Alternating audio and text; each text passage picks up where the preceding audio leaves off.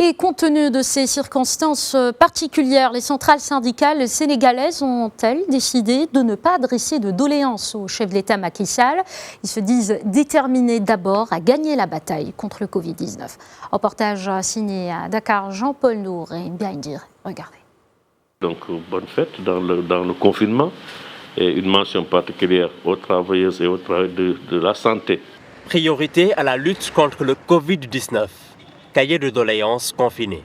C'est la première fois qu'une fête de 1er mai se déroule dans un tel contexte au Sénégal. Créée en 1969, la mère des centrales syndicales existantes dans le pays et la plus représentative se bat pour 108 organisations professionnelles. La revendication sur la révision de la convention collective a duré plusieurs années. On est arrivé en 2019 à conclure cette convention collective interprofessionnelle qui a été donc signée par les organisations syndicales depuis 1982. Et nous avons insisté pour que cette convention soit révisée. Vous avez la pension minimale, n'est-ce pas, qui a été instaurée pour les retraités. À côté de ces avancées acquises de haute lutte, des efforts restent à faire. Dans la fonction publique, la revendication liée au salaire n'est pas totalement satisfaite.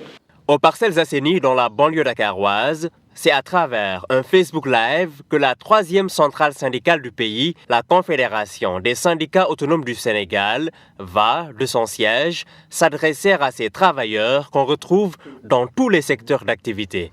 La CSA existe depuis 1997. L'un des points phares des revendications non satisfaites, c'est le système indemnitaire des travailleurs de la fonction publique, qui a nécessité une étude depuis plus de 3 ans.